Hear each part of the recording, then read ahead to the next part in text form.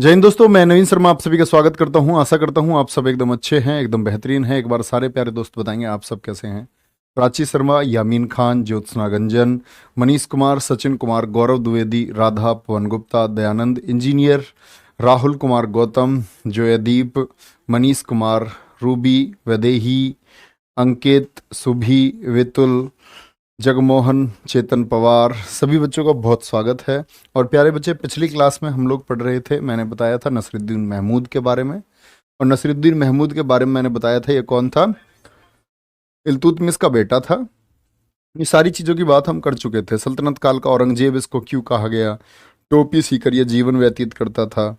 नायब ए मुमलिकात, इसी को इसने अपना नायब ए मुमलिकात किसको बनाया था, बलबन को बनाया था। महमूद बलबन का ये क्या था, दामाद था। कौन, नसरुद्दीन अहमद। तो नसरुद्दीन अहमद के बाद में मैंने आपको इतनी बात बताई थी कि कल की क्लास हम कंटिन्यू करेंगे कहाँ से, बलबन से। तो आज की बोलेंगे एक बार, क्लास हमारी कहाँ से शुरू होगी बच्चे, बलबन से शुरू होगी। बलबन जिसका वास्तविक नाम क्या था, बहाउद्दीन था। तो आप लोग नोट करते रहेंगे और मेरी कहानी सुनते रहेंगे ध्यान से। तो नोट कर लेंगे, 1 मिनट में, बड़ी छोटी छोटी चीजें हैं। तो हम बात करेंगे बलबन जो है, इसका शासनकाल द्वितीय इलवरी वंश की शुरुआत माना जाता है। इसके शासनकाल को हम बलवनी वंश के नाम से भी जानते हैं। तो मैंने आपको बोला था ना, प्रथम इलवरी वंश कहां तक था, प्रथम इलवरी वंश, प्रथम इलवरी वंश कहां तक माना गया, महमूद तक का माना गया। कहां तक, महमूद तक।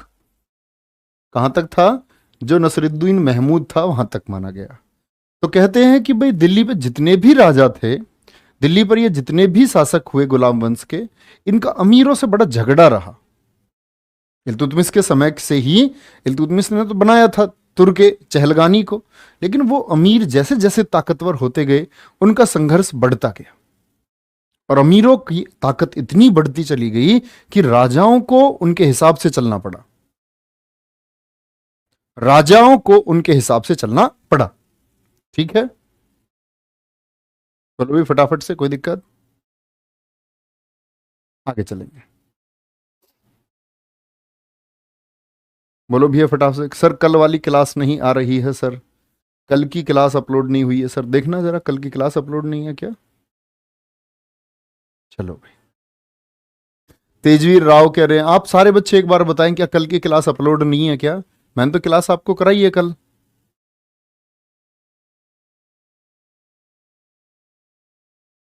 सर आप भविष्य के आधुनिक भारत के प्रसिद्ध इतिहासकारों में से एक हो। Lots of love from Somnath. Love you too दोस्त।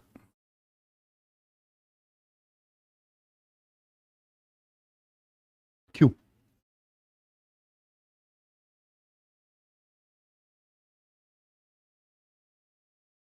आज की क्लास दिल्ली सल्तनत में, दिखाओ इसको मुझे, क्यों ऐसा क्यों हुआ है।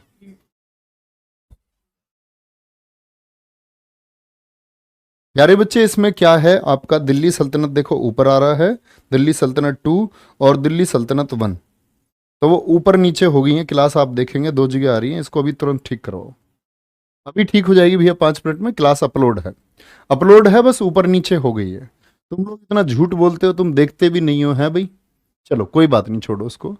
तो प्रथम इलवरी वंश खत्म हो गया, उसके बाद में आपका आ गया द्वितीय इलवरी वंश। तो आपसे पूछा जाएगा द्वितीय इलवरी वंश कहां से शुरू हो गया, वो बलवन से शुरू हुआ। बलवन का नाम क्या है, गयासुद्दीन बलवन है, गयासुद्दीन बलवन। ये कौन था, इल्तुतमिश का गुलाम था। इल्तुतमिश ने इसको बाजार से खरीदा था, ये बात भी मैं आपको बता चुका था कल ही। इसकी उपाधि क्या थी, जब ये गद्दी पर बैठा तो ये किस पे, उलूग खा नाम से, उलूग खा नाम से ये गद्दी पर बैठा था। अमीर ए शिकार बना, अपनी उपलब्धि के चलते हुए, अपनी मेहनत के चलते हुए क्या बन गया, अमीर ए शिकार बना। किसके समय पर, बहराम शाह के समय पर बन गया था। उसके बाद में अमीर ए आखूर बना, अमीर ए आखूर यानी पहले शिकार विभाग का प्रमुख था, फिर अस्तबल का प्रमुख बन गया, अस्तबल का प्रमुख बन गया। ठीक है, लोह एवं रक्त नीति मेवातियों के खिलाफ अपनाई, किसने अपनाई, बोलो भैया फटाफट से। लोह एवं रक्त नीति मेवातियों के खिलाफ अपनाई और तुर्क चहलगानी का अंत किया। अब ये सारी चीजों के बारे में समझो, देखना ध्यान से। तो भैया बलबन किसके समय पर, इसका दामाद कौन था, महमूद था। अब महमूद इतनी बात समझ चुका था कि भैया इन जो 40 सरदारों से जिसने टक्कर ली है उसका खात्मा हो गया। रजिया सुल्तान मारी गई, बहराम शाह मारा गया, सब लोग मारे गए। तो महमूद ने सोचा, जो इससे पिछला शासक था, कि भैया मारा तू भी जाएगा, बचना तू भी नहीं है, क्योंकि ये 40 सरदार अब ताकतवर हो चुके थे। और इन 40 सरदारों का जो प्रमुख था, 40 सरदार जो थे, जो तुर्क चहलगानी है, इसका प्रमुख ही था कौन? बलबन। तो बलबन इन 40 सरदारों के साथ बहुत ताकतवर हो चुका है और महमूद समझ चुका। तो महमूद ने खुद ही सत्ता, तो नायब ए मुमलिकात जो पद था वो किसको दे दिया था? बलबन को। बोला जी सत्ता तुम ही देखो, मैं तो नाम मात्र का राजा हूं, मुझको टपका मत देना, पता चले मुझको मार दो, तो ऐसा मत करना, ठीक है। तो 40 सरदारों का प्रमुख बनाया गया था बलबन को, और बलबन सबसे ताकतवर था, ठीक है। गद्दी पर आता है, गद्दी पर आता है, और गद्दी पर बैठते समय उपाधि कौन सी धारण की थी? उलूग खां उपाधि। तो उस समय जब इसको नायब एवं मुमलिकात बनाया गया, उसके बाद जब ये राजा बना, तो महमूद ने ही क्या दी? उपाधि दी। और इतना कठोर शासन इसने किया, गद्दी पे बैठने से पहले ही इसने इल्तुतमिश के जितने भी वंशज थे, पोते पोती जो कुछ भी था, सबका खात्मा करवा दिया। इसने देखा कि कोई एक छोटा भी अंश अगर बचा हुआ है तो उसको भी खत्म करवाना, क्योंकि जो महमूद था इससे पहले शासक, जो हमने कल पढ़ा था, महमूद के अपने कोई बेटा नहीं था, महमूद के अपने कोई बेटा नहीं था, महमूद की बेटी थी, महमूद की क्या थी? सिर्फ बेटी थी। तो भैया शासक कौन बन गया? शासक कौन बन गया? इसके बाद में सारी शक्तियां किसके हाथ में आ गई? बलबन के समय। बलबन जो पहले से ही था, आपका इल्तुतमिश के समय से था, तो क्या बन जाता है? लास्ट में 1266 में गद्दी पर बैठा और 1287 तक रहा, 1266 से 1287 तक रहा, ठीक है। कोई भी दिक्कत? आगे देखेंगे। लोह एवं रक्त नीति मेवातियों के खिलाफ अपनाई। ये मेवाती कौन लोग हैं भैया? ये समझे जरा, मेवाती कौन लोग हैं? किसके खिलाफ अपनाई? मेवातियों के खिलाफ अपनाई। तो मेवाती कौन लोग थे? आप लोगों को समझना पड़ेगा। प्राचीन भारत में जब चंद्रगुप्त मौर्य थे, तो ये जो भारत है ना अपना, ये जो भारत है अपना, अगर हम बात करते हैं अपने देश भारत की, तो भारत की अगर प्यारे बच्चे हम बात करें तो यहां ध्यान से समझना, ये जो मार्ग है जो किधर जाता है आपका? पश्चिम बंगाल की तरफ, पेशावर से। किधर? पेशावर से, जिसको आप जीटी रोड के नाम से कहते हैं। आप लोगों के मन में एक सवाल आता है कि जीटी रोड तो भैया शेरशाह सूरी ने बनवाया, और शेरशाह सूरी था 1540 में, तो बलबन के टाइम तक तो जीटी रोड बना नहीं था। लेकिन जीटी रोड पहले से था उत्तरापथ नाम से। जो आपका शेरशाह सूरी था उसने जीटी रोड को पक्का कराया था। क्या कराया था उसने? पक्का कराया था, ठीक है। तो ये पहले क्या था? यहां उत्तरापथ था। तो जीटी रोड पहले से मौजूद था या नहीं? बोलो यस और नो। तो जीटी रोड भी नहीं था। क्या बोलेंगे? जीटी रोड भैया, जीटी रोड भी नहीं था, वो तो सड़क ए आजम नाम था। ये तो अंग्रेजों ने आकर के उसको ग्रैंड ट्रंक रोड नाम दिया था। एक ऑकलैंड नाम का गवर्नर आया था, उसने नाम दिया था उसको जीटी रोड। तो ये उत्तरापथ पर क्या होता था?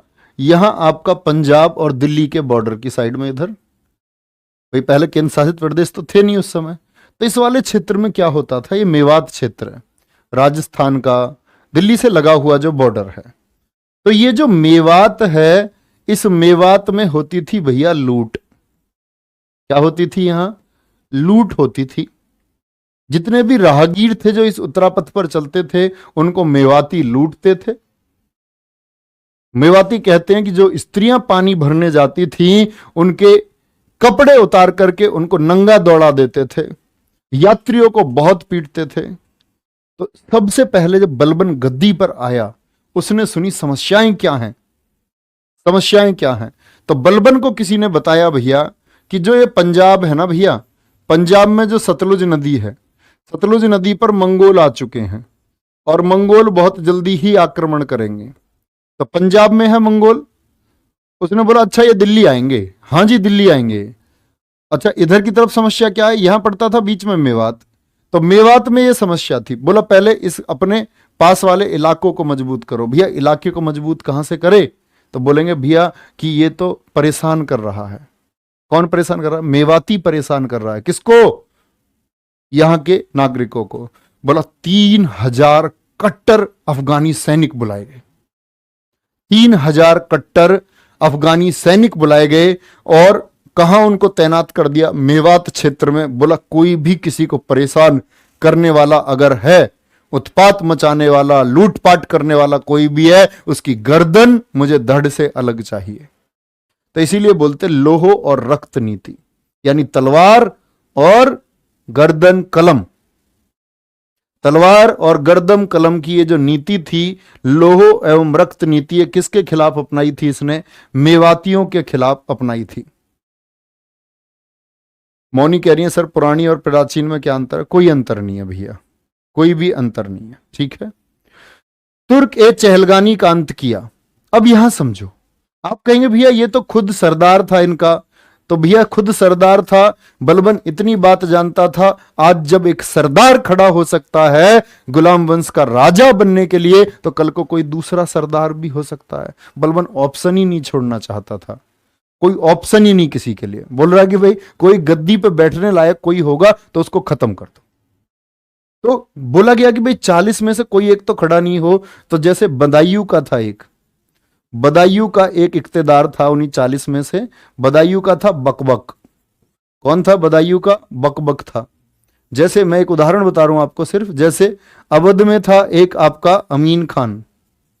अमीन खान तो इसने शुरुआत पता है एकदम से नहीं मारा इनको, मरवा इसने सबको दिया अपने अलावा। सबको मरवा देगा, किसी को जहर दे देगा, किसी को जिंदा जलवा देगा, किसी की गर्दन कटवा देगा। तो शुरुआत हुई यहां से। तो बदायूं का था बकबक। कहते हैं कि भाई थोड़ा सा लेट हो गया, दिल्ली जो इसे पैसा भेजना था सुल्तान को इकता से इकट्ठा करके, वो धन एक दिन लेट आया। तो इसने बकबक को बुलवाया और दिल्ली सबके सामने 500 कौड़े लगवाए। क्या बोलेंगे? बकबक को 500 कौड़े लगवाए। और इसके बाद एक हैबात खान था यहीं अवध की तरफ, हैबात खान में भी 500 कौड़े लगवाए। बोला बकबक बंद।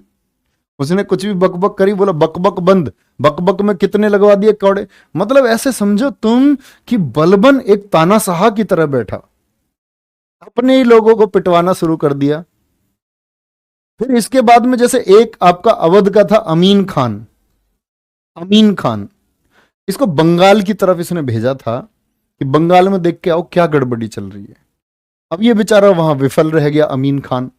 अमीन खान की गर्दन कटवाई और अयोध्या के गेट पर, अयोध्या गेट पर टंगवा दी। अयोध्या में चौक पर इसने क्या करवा दिया? अयोध्या चौक पर इसने उसकी गर्दन को टंगवा दिया। मतलब लोगों में इसमें इतना भय बनाया। बहुत क्रूर शासक, क्रूर मतलब आप बोल सकते हैं निर्दयी एकदम। छोटा सा था ये दरबारी। लेखक इसके बारे में लिखते हैं कि एक ऐसा शासक था जिसमें कोई दया भाव किसी के लिए नहीं था। ये रातों को चिल्लाता था और कहते हैं कि बंद कमरे में बलबन रोता था, चिल्लाता था। और सुबह जब बलबन दरबार में आता था तो बलबन की आंखें लाल होती थी, एकदम लाल।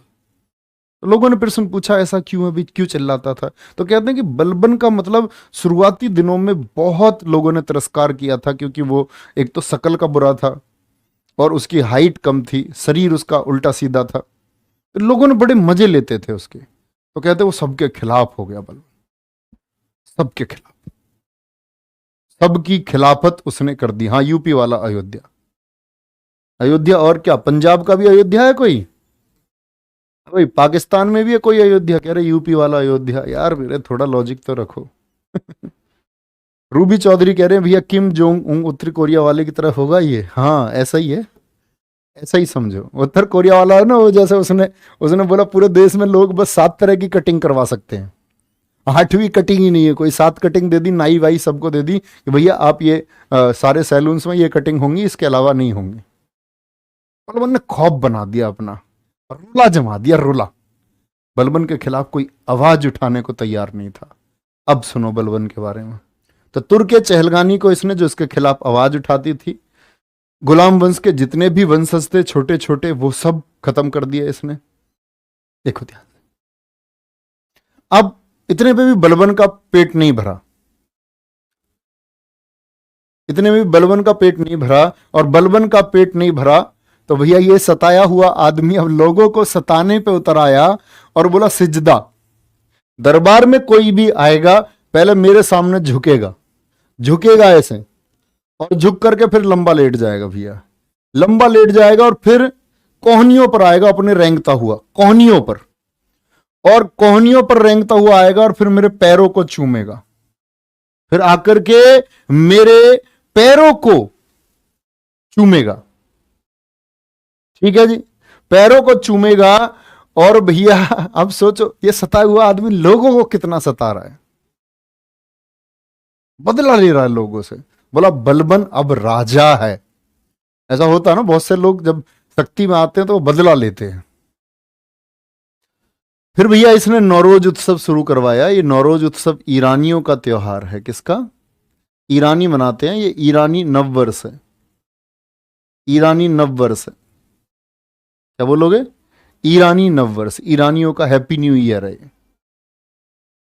तो भैया फिर इसने दो प्रथाएं चलाई, तो क्या बोलेंगे उसको? क्या बन गया फिर ये? नायक नहीं खलनायक हूं मैं। तो भैया खलनायक ही बन गया ये सही में। नौरोज उत्सव इसने शुरू करवाया। बाद में आप लोग पढ़ेंगे नौरोज को फिर ये बंद करवाएगा औरंगजेब मुगल बादशाह के टाइम पर, और सिजदा और परबोस को आपका शाहजहां बंद करवाएगा। वो हम तभी पढ़ेंगे। ठीक है। तो एक प्रश्न आता है, पहली बार गैर इस्लामिक प्रथा दिल्ली सल्तनत में किसके समय पर लागू हुई? पहली बार गैर इस्लामिक प्रथा दिल्ली सल्तनत में किसके समय पर लागू हुई? तो किसके समय पर? गैर इस्लामिक से क्या मतलब है? क्योंकि ये क्या था? नौरोज उत्सव, यानी ईरानियों का त्योहार इसने शुरू कर दिया। तो ये मुस्लिम लोगों का त्योहार तो नहीं था, ये मुस्लिम लोगों का त्योहार तो नहीं था। तो क्या बोलेंगे? ये इसने गैर इस्लामिक प्रथा पहली बार दिल्ली सल्तनत में लागू कर दी। ठीक है। ईरानी लोग बड़े उत्सव से मनाते हैं, लगभग 19 दिन चलने वाला त्योहार है, 19 दिन मनाते हैं। ठीक है। चलो, क्यों जी ये ईरानियों के पक्ष में क्यों गया? ये तो मुस्लिम था, इसने फिर ईरानियों के लिए ऐसा क्यों किया? तो भैया क्या बोलेंगे इसको? ईरानियों का जो ये त्योहार है, तो कहते हैं कि इसके कुछ पारसी दोस्त थे, और अपने पारसी दोस्तों के कहने पर और खुद को किसी इतिहासकार ने बताया कि जी आप जो है ना बलबन, आपका संबंध भी पारसी धर्म से है। उसी की बात मान करके कहता चलो यार पारसियों के लिए कुछ करते हैं, पारसियों के लिए कुछ करते हैं। सर नौरोज या नवरोज एक ही है? बिल्कुल कंचन जी, एक ही नाम है। देखो भैया कहीं नौरोज भी मिल सकता है आपको, ये नाम कहीं नवरोज भी, इसको आप अलग ना पूछे। कंचन ने बहुत अच्छा क्वेश्चन पूछा है। नौरोज और नवरोज एक ही नाम है। ठीक है। चलो भाई, फारसी पद्धति में इसने क्या किया? दरबार का गठन किया। फारसी पद्धति में। अब आप कहेंगे फारसी पद्धति में दरबार का गठन कैसे जी? तो फारसी पद्धति होती थी आपकी जो फारस में थी। जैसे फारस के आपके कुछ, अगर हम बात करते सैन्य प्रणाली की, सैनिकों की, तो इसने जो दरबार बनाया, दरबार में आदेश मानने वाले लोगों में इसने सबसे प्रमुख खुद को रखा, खुद को रखा, बाकी अधिकार इसने किसको नहीं दिए। तो ऐसा ही फारस में कई राजाओं ने किया। अपनी सेनाओं को सजाने की विधि का फारस का इस्तेमाल इसने किया, जो फारस में पहले कई राजाओं ने किया। उसी प्रोसीजर को इसने फॉलो किया, और जैसे सारे अधिकार किसके पास रख लिए? कोई मंत्री नहीं, कोई पद नहीं, भाई नाम मात्र के लोग थे, सारे अधिकार इसी के पास थे। ठीक है। सैनिकों के लिए नगद वेतन की व्यवस्था की। यहां बच्चों को बड़ा कंफ्यूजन होता है, सैनिकों के लिए नगद वेतन, क्योंकि आप लोग पढ़ते आए हैं किताबों में कि सैनिकों के लिए नगद वेतन अलाउद्दीन ने दिया, और परीक्षा में भी उत्तर आता है तो अलाउद्दीन खिलजी आता है। लेकिन प्यारे बच्चे मैं आपको बता दूं एक बार कि अलाउद्दीन खिलजी ने तो इसको पूर्णतः लागू किया था, सभी पर लागू कर दिया था। लेकिन सबसे पहले अगर पूछे ना, सबसे पहले भारत में सबसे पहले सैनिकों को नगद वेतन किसने दिया? तो वो बलबन ने दिया था। इल्तुतमिश क्या देता था जरा आप बताएं? इल्तुतमिश देता था इक्ता, जमीन का टुकड़ा,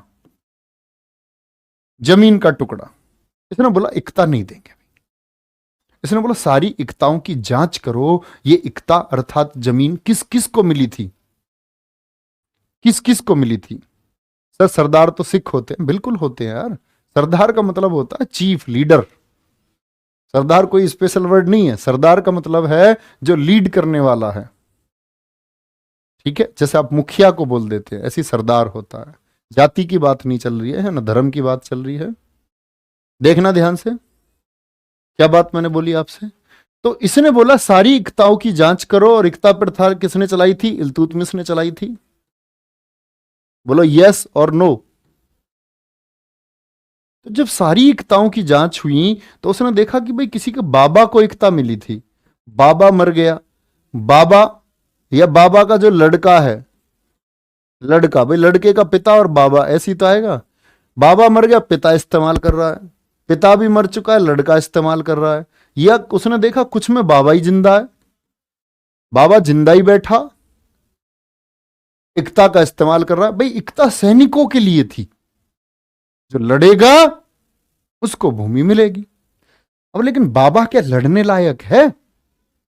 उसने बोला बलबन ने, ओ बाबा तुम्हारी जरूरत ही नहीं है, तुम पर लड़ा जा रहा, तुम तो रखाने पड़ रहे हो। और ये इक्ता जो तुम्हारे पास है, ये इक्ता जो तुम्हारे पास है, ये तो तुमसे लेनी पड़ेगी। और ये इक्ता किसको देनी पड़ेगी? नए सैनिक को। तो इसने इससे छीन तो ली इक्ता, लेकिन इसने यहां नगद वेतन दिया इनको। तो सभी लोगों को नहीं, जो जवान थे, लड़के थे, उनके पास इसने इक्ता रहने दी। ठीक है, जो उस समय सैनिक बनने लायक थे। लेकिन कुछ लोग थे, किसी का बच्चा अपाहिज था और वो इक्ता चला रहा था, नहीं जमीन ले रखी थी, उसने बोला नहीं तुमको मैं पैसे दूंगा, ये जमीन जो देंगे, जो लड़ सकते उनको देंगे, जो जमीन है उनको देंगे। ठीक है भैया, कोई दिक्कत? यहां तक की बात में ठीक है रागिनी? तो यानी कि इसने सबसे पहले नगद वेतन कुछ लोगों को दिया, सभी को नहीं। लेकिन जब अलाउद्दीन खिलजी आएगा, अलाउद्दीन खिलजी बोलेगा सबको नगद वेतन, इक्ता किसी को भी नहीं। ठीक है, बोलेंगे भैया, क्या बोलेंगे? दो विभाग बनाए गए, दो विभाग इसने बनाए। एक तो बरीद ए मुमालिक, ये बनाया था इसने अपनी खिलाफत करने वाले लोगों के लिए एक स्पाई सेंटर, गुप्तचर विभाग। बोला देखो ऐसे कौन कौन हैं, ऐसे कौन कौन है जो मेरे खिलाफ साजिश कर रहे हैं, जो मेरे खिलाफ साजिश कर रहे हैं। सौभाग्य सिंह जो है, ये क्या नाम है इनका, कोर्स ब्लॉक कर दो, बंद कर दो। इन्होंने कम से कम, देखो इनका कोर्स इसलिए ब्लॉक किया जा रहा है क्योंकि इन्होंने 10 बार बोल दिया सर लास्ट लाइन रिपीट और सेंटेंस रिपीट सर, और इसी बात को बोल रहे हैं, लास्ट लाइन रिपीट और सेंटेंस रिपीट। लास्ट लाइन पहुंच तो जाऊं पहले, फिर रिपीट तो तभी करूंगा। चलो भाई, मजा आया बच्चे? इनकी बात मुझसे कराना, तभी इनका कोर्स खुलना, इनको पढ़ना सिखाते हैं। दूसरा विभाग बनाया दीवान ए इराज, दीवान ए अर्ज। क्या बोलेंगे? दीवान ए अर्ज, दीवान ए अर्ज।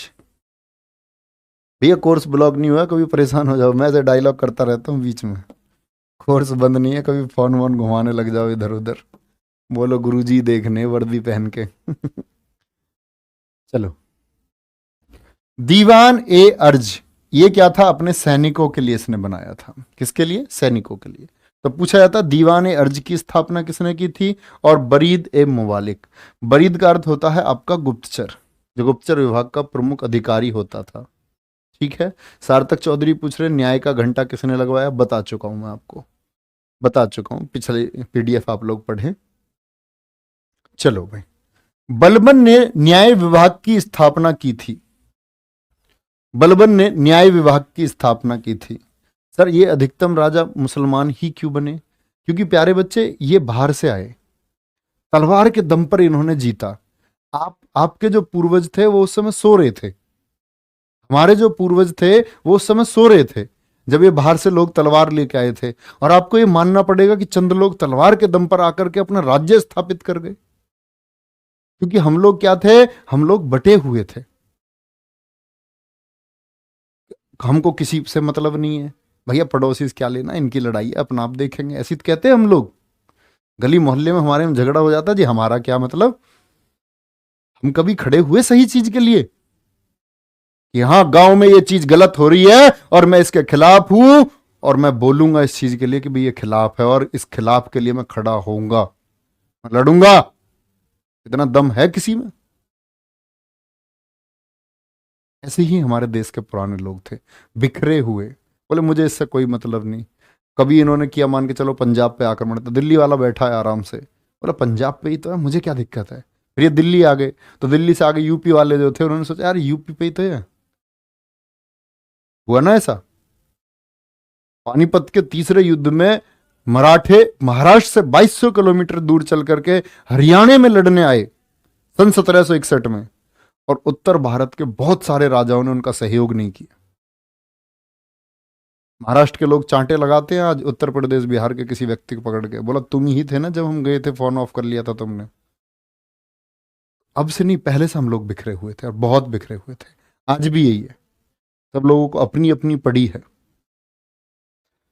इसलिए इसलिए बहुत सारा शासन किया, बहुत सारा शासन किया, बाहर के लोगों ने आकर के शासन किया।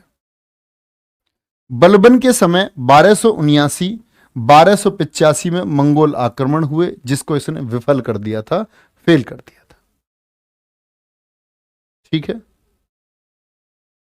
सर, आप लड़ लोगे गांव में? बेटा मेरे बारे में तुम जानते नहीं हो अभी, मेरे बारे में तुम जानते नहीं हो अभी। जिस दिन जान जाओगे और किसी दिन ग्राउंड पे जाकर के करो। एक ऐसा भी क्षण आया कि मैंने बिगर कुछ सोचे, मैं ऐसा छात्र नहीं था, मैं मेरठ मंडल का टॉपर छात्र था लगातार 10वीं 12वीं तक, और इंजीनियरिंग तक मैं एक बहुत बेहतरीन छात्र था। लेकिन एक क्षण ऐसा आया कि अपनी सारी जितनी मेहनत थी वो छोड़नी पड़ी और मैंने बोला कि मैं लड़ूंगा। इसीलिए मैं तुमसे कहता हूं उसी करेज के साथ में, उसी उत्साह, उसी साहस के साथ में। ऐसे नहीं हवाई पट्टी कुछ भी कह दिया, किताब पढ़ के कुछ भी बोल दिया, ये मैंने जीवन से सीखा है। तो तुम्हारे बस की हो तुम लड़ लेना। हाँ मैं लड़ लेता, मेरे दोस्त कहीं भी होगा मैं फिर लड़ूंगा, मैं गलत के लिए फिर लड़ूंगा, मैं सही के पक्ष में हमेशा रहूंगा, चाहे मेरी गर्दन कट जाएगी। ठीक है, तुम कर पाओ तो करना बल, लेकिन तुम्हें फिर सही और गलत का जांच भी होना चाहिए, अनुभव भी होना चाहिए कि सही क्या है गलत क्या है। ऐसे नहीं तुमने कुछ जो सही मान लिया वो सही है। बलबन के समय 1279-1285 में मंगोल आक्रमण हुए। 1279 में बंगाल में विद्रोह किया तुगरिल खान ने। तो पूछा जाता है, इंपोर्टेंट क्वेश्चन है बहुत, कि बलबन के समय बंगाल में विद्रोह कब हुआ था? बोलो भी फटाफट से।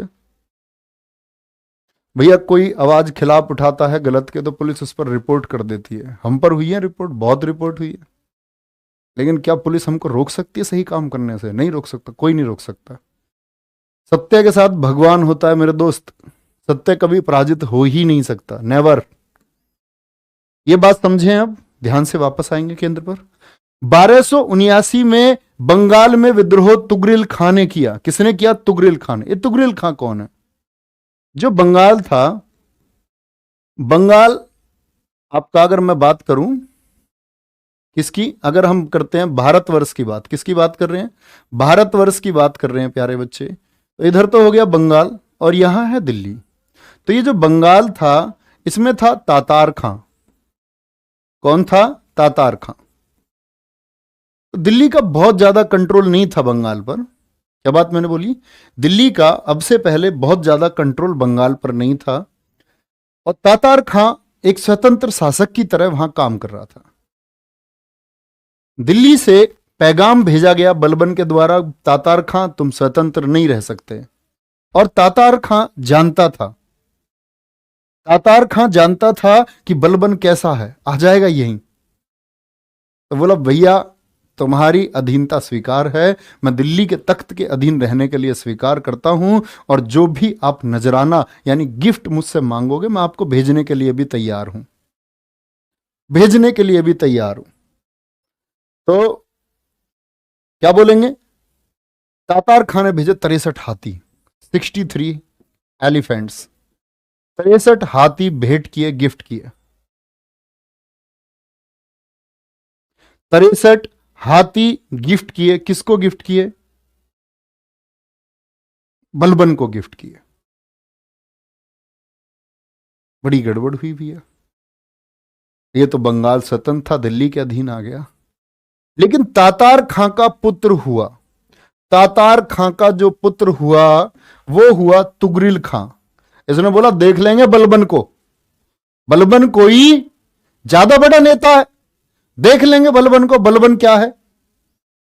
तो 1279 में बलबन ने कहा अरे भैया देखना वेखना नहीं है, इसको समझाओ जाकर के। तो दो लोग भेजे थे अपने, अमीन खां और बहादुर, अमीन खां और बहादुर, ये भेजे इसने कहा लखनौती।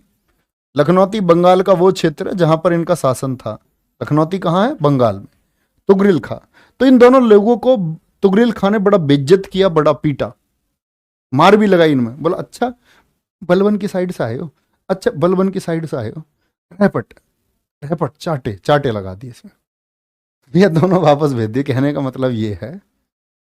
और दोनों को जब वापस भेज दिया तो बलबन के बड़े खास व्यक्ति थे दोनों। बलबन ने बोला भैया पानी जो है वो सिर से ऊपर जा चुका है, जिसका बाप हमारे सामने झुक गया था उसका लड़का आज हमारे खिलाफ आवाज उठा रहा है, ये आवाज दबानी होगी, ये आवाज दबानी होगी। तो कहते हैं पहली बार दिल्ली से बाहर निकला बलबन, लाव लश्कर लेकर के, घोड़े हाथी बड़ी सेना। तो ये पहली बार ऐसा हुआ था, पहली बार ऐसा हुआ था कि दिल्ली से बाहर गया बलबन। और पहली ही बार भारत के इतिहास में या गुलाम वंश में ऐसा हुआ, ये दास था, ये भी एक दास था कि किसी दास ने आवाज उठाई तख्त के खिलाफ, खुली बगावत। पहली बार दो घटनाएं हुई भारत के इतिहास में। पहली बार बलबन बाहर गया दिल्ली से, और बोलेंगे भैया फटाफट से क्या बोलेंगे, पहली बार क्या हुआ यहां पर, पहली बार ही क्या हुआ आपका, तुगरिल खां ने विद्रोह किया। सोचो क्या हुआ होगा, सोचो भैया जरा क्या हुआ होगा, बड़ी दिक्कत हुई होगी। बड़ी दिक्कत में क्या हुआ कि तुगरिल खां को जब पता चला बेटा खुद बलबन आ रहा है, तो भैया भाग गया, भाग गया और भाग करके छिप गया कहीं, ढूंढा गया। शेरमंद प्रमुख अभियान करता था, बलबन का ढूंढ रहा है जंगलों में, और जंगलों में ढूंढते ढूंढते इसकी खबर पता चल गई। तो भैया इस पर अली नाम का एक आदमी था, किसका, बलबन का खास था, अली। अली ने अपने 40 लोगों के साथ इस पर क्या हमला किया। तुगरिल खां भाग रहा था, इसने पीछे से कोड़ाली मारी, इसीलिए अली को कहा गया तुगरिल कुस। तुगरिल कुस किसको कहा गया है? अली को, क्योंकि इसने भागते हुए तुगरिल खां के क्या मारी, घोड़े पर कुल्हाड़ी मारी, और कुल्हाड़ी इसकी कमर में लगी और ये मर गया। तो तुगरिल का वध करने वाला, तुगरिल का वध करने वाला वो कौन था? वो आपका अली था। बलबन ने बोला इनकी खिजालत करनी है, खिजालत मतलब बेइज्जती, मारने से बात नहीं बनेगी। तो कहते लखनौती के बाजार में लगभग ऐसे, लखनौती के बाजार में ऐसे रोड जो थी ना, जो मार्केट थी, ये क्या थी, ये मार्केट थी, ये मार्केट के बीच में रोड थी, और इस रोड पर लकड़ी के तख्त लगाए गए, ऊंचे ऊंचे फट्टे लगा लगा करके, लकड़ी के जो तख्त होते हैं, ये प्लाई बोर्ड जिसको आप कह सकते हैं, ऐसे लगाए गए ऊंचे ऊंचे। जितने भी लोग थे जो तुगरिल खां के नजदीकी थे, उनको इन तख्तों, इन फट्टों पर कील गाड़ गाड़ करके दीवार फट्टों पे ऐसे चिन दिया, चारों तरफ 2 किलोमीटर तक। जितने भी लोग थे इसके नजदीकी, परिवार के, राज्य के, सेना के जितने भी लोग थे, सबको कीले ठोक ठोक करके कहां लगा दिया गया, इन तख्तों पर लगा दिया गया। 2 किलोमीटर लंबे तक ये तख्ते, और उस पर लाशें। कहते हैं कि जिसने भी वो दृश्य देखा वो वहीं बेहोश हो गया। आम जनता के लोग, भाई सैनिकों को आदत होती है, आम जनता जैसे बहुत सारे लोग क्या कर देते, उल्टी कर देते गलत ऐसी घटना को देख करके, ब्लड को देख करके, कोई टांके भरते हुए नहीं देख पाता। सैनिक माहिर होते हैं, सैनिक को नहीं देख पा। आम जनता ने देखा, आम जनता बेहोश हो गई, बेहोश हो गई। और क्या किया, यहां बीच से निकलवाया किसको, तुगरिल खां को। तुगरिल खां की खाल उतारी गई सारी, और उसकी खाल में अंदर भूस भरा गया, हड्डियां फेंक दी गई, खाल में भरा गया जो भूसा होता है, भूसा, भूसा भरा गया अंदर, और उसको यहां चलाया गया बाजार में। बोले बलबन की खिलाफत करने वाले का यही हाल होता है, बलबन की खिलाफत करने वाले का यही हाल होता है। समझ रहे हैं? तो ये बलबन के अंतिम दिनों की बात मैं बता रहा हूं। बाद में बलबन की मौत हो गई 1285 में। ठीक है जी। कैकुबाद बलबन कब होता? सर आप बच रहे हो बोलने से। हाँ, डीपी के सिंह, मैं बिल्कुल बोलने से बच रहा हूं, क्योंकि प्यारे बच्चे वो पुराना समय था जो बीत गया, उसका कोई अर्थ नहीं है, इसलिए मैं उसके बारे में बोलने से बच रहा हूं। कोई भी अर्थ नहीं है उसका। हमारी जिंदगी में ऐसी बहुत सी घटनाएं होती हैं जब आपके सपने टूटते हैं, लेकिन हम लोगों को हमेशा एक उम्मीद रखनी चाहिए कि कुछ अच्छा होगा, और जब हम अच्छे की उम्मीद के लिए कुछ करते रहते हैं तो अच्छा हो जाता है। मेरा मानना ये है सिर्फ। तो कोई अर्थ नहीं है क्या खोया। जैसे मैंने एक ख्वाब देखा कि मैं कभी यूपीएससी की परीक्षा दूंगा, और मैं कभी यूपीएससी का फॉर्म भी नहीं भर पाया, और ना मैं भर पाऊंगा, है ना। तो कुछ चीजें हमें छोड़नी पड़ती हैं, इसीलिए मैं बोलने से बच रहा हूं। उसका कोई अर्थ नहीं है क्या हुआ कैसे हुआ। कभी आएगा ये वक्त कि जब आप लोगों को लगेगा कि ये व्यक्ति हमेशा सत्य ही बोलता है, क्योंकि अभी शायद मेरा बोलना कुछ लोगों के लिए झूठ हो सकता है, लेकिन जब आप कई साल हो जाएंगे, आप लोग कहीं नौकरी कर रहे होगे, आपको 8 साल 10 साल 20 साल हो जाएंगे, और मुझे लगेगा कि भाई हाँ, लोग अभी ये जान चुके हैं कि मैं झूठ नहीं बोलता, तब किसी दिन मैं अपना सत्य बताऊंगा सारा। उससे पहले कभी नहीं। चाहे वो मतलब ऐसा भी हो सकता है मैं 4 साल बाद बता दूं, 2 साल बाद बता दूं, कभी भी हो सकता है, ना भी बताऊं, मेरी मर्जी। ठीक है। तो बलबंत को किसी ने नहीं मारा, क्या बोलेंगे, बलबन को खुद ही मारा। बलबन के बाद में एक शासक आया कैकुबाद। क्या नाम आया? कैकुबाद। कैकुबाद ये कौन है? ये बलबन का पोता है। अब आप कहेंगे भैया बलबन का पुत्र नहीं था क्या? हाँ, बलबन का पुत्र भी था। बलबन के पुत्र का नाम था बुगरा खा। बलबन का पुत्र था कौन? पुत्र था बलबन का बुगरा खा, जिसने स्वयं गद्दी पर बैठने से मना कर दिया था। मतलब कोई रुचि नहीं दिखाई। समझ रहे हो? ऐसा भी आदमी है जिसको तख्ते ताज नहीं चाहिए, जिसको तख्ते ताज नहीं चाहिए। सर जी गोल्डी का राज भी बताना। गोल्डी कब बताएंगे? चलो। चलो भाई। बलबन का पुत्र था बुगरा खां, और बुगरा खां ने क्या बोल दिया कि मुझको दिल्ली की गद्दी चाहिए ही नहीं। तो तब उसका बेटा बैठा कौन? कैकुबाद। ये सेकंड लास्ट शासक है भैया, गुलाम वंश का सेकंड लास्ट शासक है। इनसे प्रसन्न नहीं बनते हैं। बस दिल्ली में इसने किलोखरी का किला बनवाया था, जिसके बहुत थोड़े से अवशेष अब बाकी हैं। कौन सा? किलोखरी का किला। ये गांव भी है अब तो दिल्ली में, किलोखरी। ठीक है। और गुलाम वंश का अंतिम शासक कौन था? कैमुर्स था। इसके लिए कई नाम आते हैं, कैमुर्स भी आएगा कहीं, केयू मार भी लिखा हुआ मिल जाएगा आपको कई पुस्तकों में, जैसे दृष्टि वगैरह की जो बुक्स थी, या आपका बात करें प्रतियोगिता दर्पण का जो इतिहास आता था, या हम बात करें किसकी, मध्यकालीन इतिहास आपका लिखा गया एस के पांडे जी द्वारा, तो उन्होंने नाम दे दिया किसका? केयू मार का। लेकिन अधिकांश अधिकांश लेखकों ने क्या नाम दिया है? आपका कैमुर्स नाम दिया है। ठीक है। क्या बोलेंगे? क्या बोलेंगे? कैमुर्स, कैयू मार। अरे छोड़ो ना, बता दिया ना, नहीं नहीं बता पाऊंगा मैं तुमको, उसका कोई अर्थ नहीं है। ठीक है। क्योंकि छोड़ो, कोई नहीं। सर जी पगलू बोल दो, हाँ ये कर सकते हैं।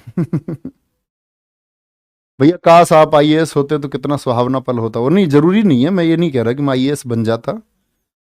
हाँ बन जाता तो ये भी जरूरी नहीं है। देखो, मुझे उस बात का कोई मलाल नहीं है। अगर कोई व्यक्ति पीसीएस है या आईएएस है, तो ये लोग, अगर दो चीजें होती हैं, या तो व्यक्ति ईमानदार हो सकता है, या फिर व्यक्ति भ्रष्ट हो सकता है। दो चीजें होती है। और अगर एक आईएएस या पीसीएस अफसर अगर ईमानदार है, ईमानदार का मतलब है उसके वेतन भत्तों से लेकर के उसकी शुरुआती सैलरी 50,000 से लेकर के 2 लाख तक का वेतन, मतलब इसके बीच में वेरी करता रहता है भत्तों को लगा करके। शुरुआत में 70-80 हज़ार अगर हम बोले, शुरुआत में भी 50,000 एकदम इनिशियल स्टेज, 1 लाख से 2 लाख के बीच में उसकी वेतन होता है ईमानदार। भ्रष्ट है तो मैं मानता नहीं, भ्रष्ट तो फिर आप चोरी कर सकते हैं, आप कुछ भी कोई क्राइम कर सकते हैं, आप कोई घोटाला कर सकते हैं, आप फिर कुछ भी कर सकते हैं। भ्रष्ट हो गया तो पीसीएस और आईएएस होने का कोई अर्थ नहीं है, क्योंकि लोक सेवक हैं। कौन है ये लोग? लोक सेवक है। जैसे कल भी आप नौकरी करोगे, आप जब दिल्ली पुलिस में जाएंगे सारे बच्चे, तो आपको वेतन लगभग मैं मान लेता हूँ 40,000 वेतन मिलेगा लगभग शुरुआती स्टेज में, कम ज़्यादा। जैसे कांस्टेबल होंगे तो 37-38 हज़ार, और ज़्यादा एडब्ल्यू हेड कांस्टेबल मिनिस्ट्रियल में जाएंगे तो वेतन मान लिया। आप भ्रष्ट होकर के ज़्यादा से ज़्यादा आप महीने के 2 लाख, कोई बच्चा आपका कहीं कोई गबन कर लेगा, जो सिपाही होंगे वो ट्रैफिक में चले जाएंगे, 2 लाख 4 लाख रुपए कमा लेंगे। लेकिन तब आप लोक सेवक तो नहीं रहे, तब आप क्या हो गए? भ्रष्ट हो गए। तो व्यक्ति जब ईमानदार होता है, बात तब की करते हैं, समझना मेरी बात को। तो व्यक्ति जब ईमानदार होगा, ये ईमानदार होगा तो ये क्या काम करेगा? ये समाज सेवा का काम करेगा। तब इसका मुख्य ध्येय क्या होगा? सोशल सर्विस होगा। तब इसको क्या करनी चाहिए? सोशल सर्विस करनी चाहिए। और सोशल सर्विस का क्या अर्थ होता है? समाज सेवा का मतलब होता है समाज के लिए वो सारे मूल्य देना जिससे समाज आगे बढ़े। और मेरे हिसाब से मैं कहीं नौकरी कर रहा होता तो मैं ये काम इतना बेहतर नहीं कर पाता जितने घरों को आज हम लोग मिलकर के रोशन कर पा रहे हैं। यानी समाज सेवा जो हम लोग कर रहे हैं उससे बड़ी कोई हो नहीं सकती। लोगों को पढ़ा करके उनको कामयाब बना देना, और एक कम पैसे लेकर के, पैसे लूट करके नहीं, कम पैसे लेकर के, ये सबसे बड़ी समाज सेवा।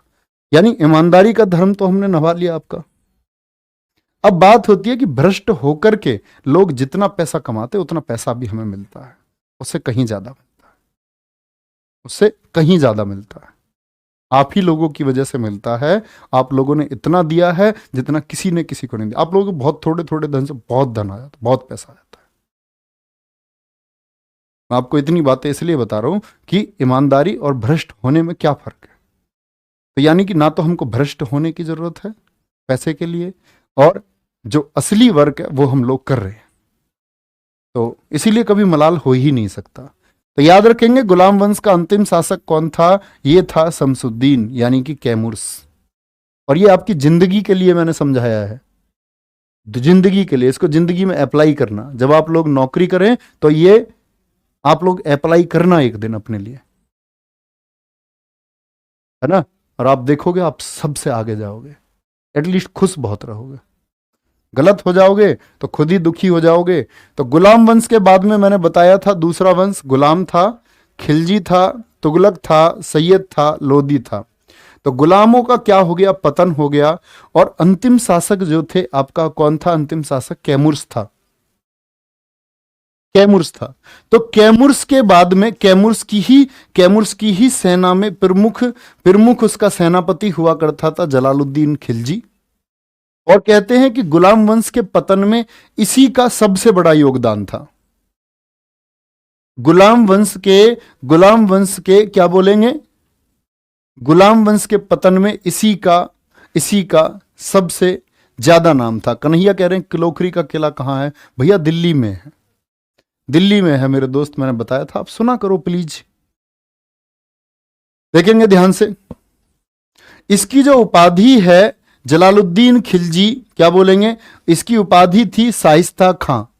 और ये उपाधि किसने दी थी? जिसका ये सेनापति था। यानी क्या ये कैमुर्स का सेनापति था? दोनों के समय था, दोनों के समय था। कैकुबाद के समय भी और आपका कैमुर्स के समय भी, कैकुबाद के समय भी और कैमुर्स के समय भी। तो कैकुबाद ने क्या दी थी? इसको उपाधि दी थी क्या? आपकी शाइस्ता खां की। ठीक है भैया, अब देखना ध्यान से। जो ये खिलजी वंश है, आप सब लोग जानते हैं इसका सबसे कम आपका किसमें? सल्तनत काल में सबसे कम कार्यकाल है 1290 से 1320। ठीक है,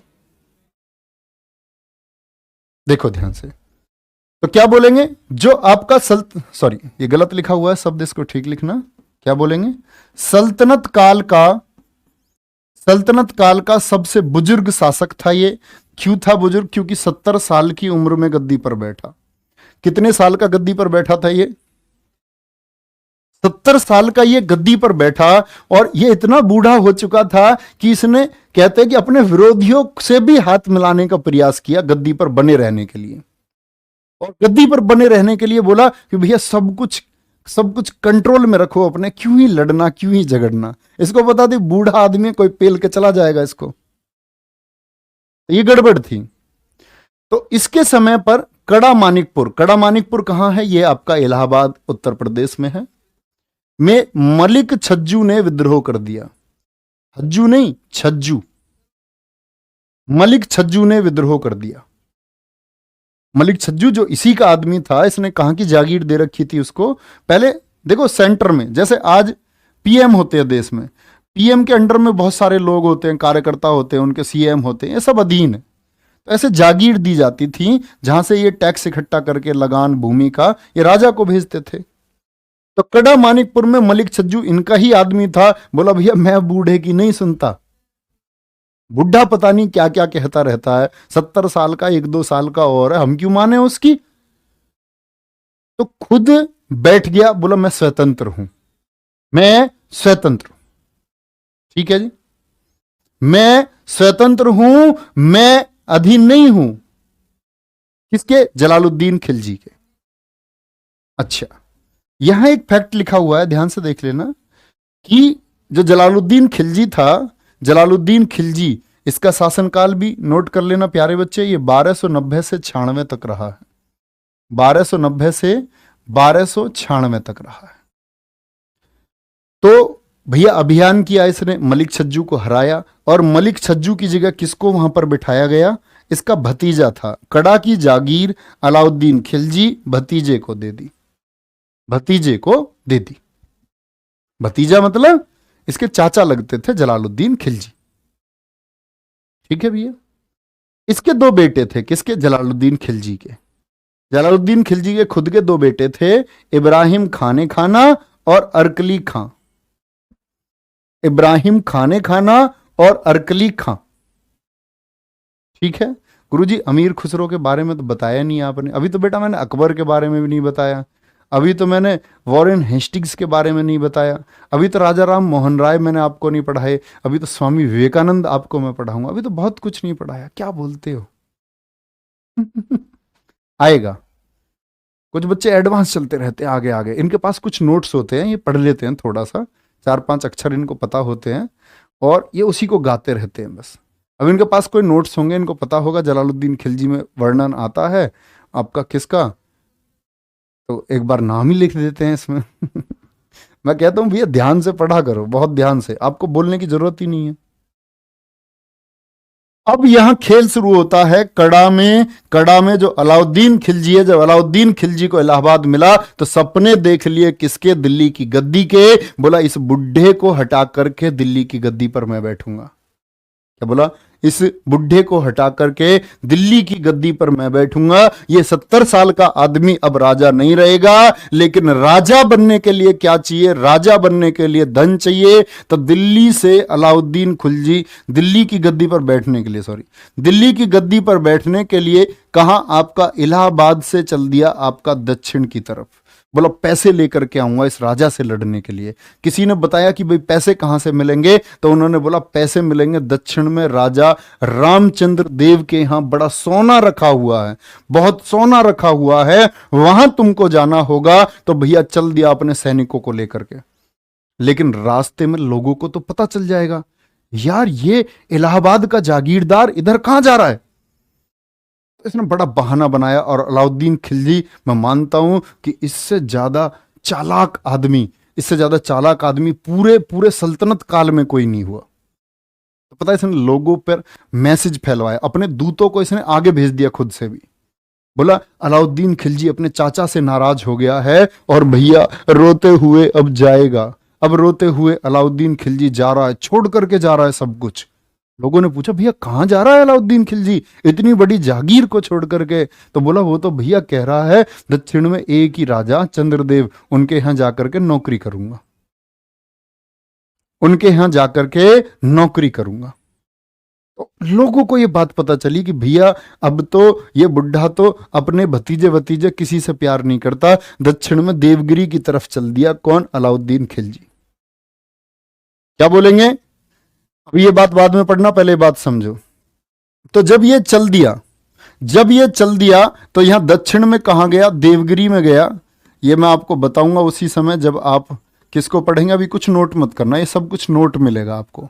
देवगिरी में था चंद्रदेव, इसके पास पहुंच गया अलाउद्दीन खिलजी और धोखे से जाकर के इसकी हत्या कर दी। इसका सोना और इसके पीछे चल रही जो सेना थी उसको लूट लिया गया।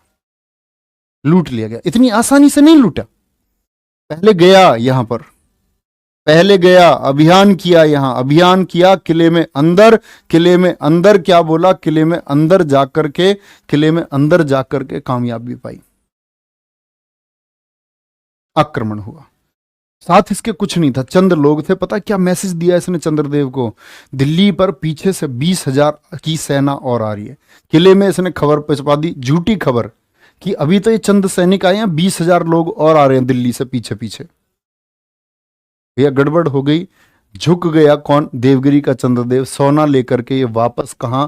इलाहाबाद। इतने में जलालुद्दीन खिलजी को पता चल गया, चाचा को पता चल गया, चाचा जान को पता चल गया कि भैया सोना आ रहा है दक्षिण से। चाचा जान ने कहा, इतनी हिम्मत कैसे हुई अलाउद्दीन खिलजी की, हमसे पूछे बिगर अभियान करता है। इसको आए तो इसकी गर्दन मुझे चाहिए। ये मत कह लेना भैया, आप हर बात पर कहते हो गर्दन चाहिए, ठीक है? तो देखना इतनी बात को, इसने बोला भैया चाहिए मुझको, ये सेना वना सब दो। अलाउद्दीन खिलजी को भी पता चला भैया चाचा ने बोला है, चाचा युद्ध के लिए तैयार है। पत्र लिखवा दिया इतनी देर में चाचा को पत्र लिख करके बोला, चाचा जान मैं तो आपके लिए ही ये सोना लेने गया था और मुझे बाद में आपको बता के जाना चाहिए था चाचा जी, लेकिन मैं बता नहीं पाया, मेरी गलती है, मैं आपसे माफ़ी मांगता हूँ। मुझे आपकी बहुत याद आ रही थी इतने दिन में, मैं इतने दिन दक्षिण में था। चाचा ने सोचा यार भतीजा तो अच्छा, मैं तो बेकार में ही सोच रहा था इसके लिए।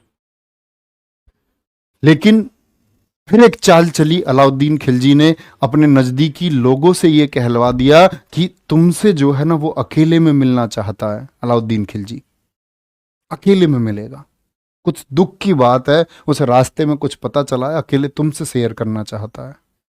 पहले पत्र मिल चुका तो भैया चाचा कहाँ पता, चाचा को सोना दिख रहा, साथ में दिख रहे भतीजे के शब्द, तो जाते ही कहते हैं। लेकिन वो खबर झूठ है कि अलाउद्दीन खिलजी ने चाकू मारा, नहीं, इसके 2 सैनिक थे, उन लोगों ने हत्या करी थी किसकी? जलालुद्दीन खिलजी की। जैसे ही आया कड़ा की जागीर में, बोला इसको पेल दो बुढ़े को, बुढ़े की गर्दन काट दो, गर्दन कटवा दी। और साथ में फिर इस जलालुद्दीन खिलजी की जो बेटी थी, यानी अपने चाचा की जो बेटी थी, उससे शादी कर ली। किसने? अलाउद्दीन खिलजी ने। ठीक है जी, ये छोटी चीजें हैं, याद रखेंगे। जलालुद्दीन खिलजी के दरबारी 2 लोग हैं, एक अमीर खुसरो और एक हसन देहलवी। तो कल को हम अमीर खुसरो से शुरू करेंगे। ये जानकारी एनफ नहीं है, काफ़ी कुछ अमीर खुसरो के बारे में आप लोगों को जानने के लिए। और मैं आपसे फिर से कह रहा हूँ, इतिहास के प्रश्न तो आप बना देंगे जो भी होंगे, लेकिन मैं कहूँगा इतिहास विषय नहीं है, आपके जीवन का एक हिस्सा है जो आपको सिखाएगा। तो इसको कभी आप परीक्षा की तरह मत पढ़ना प्लीज़, इसको सीखने के लिए पढ़ना। क्या हो सकता है, क्या हो सकता है। सेवा नहीं करिए सर, आप तो एक अच्छे एक्टर भी बन सकते हो। तो मैं एक्टर हूं नहीं बढ़िया? चलो बोलो। सबसे बढ़िया एक्टर था गुलाम वंश में बलबन। कहते कि वो लोगों को खुश रखता था, जो उसके दरबारी थे, जो लोग उससे डरते थे वो बहुत डरते थे, लेकिन जो बलबन के लोग थे, बलबन के करीबी लोग थे, कहते बलबन उनको बहुत खुश रखता था। ठीक है। हाँ, रतन सिंह से ये चित्तौड़गढ़ अभियान 1303 में होगा, तनु चंदेलिया 1303 में जाएगा अलाउद्दीन खिलजी। ठीक है।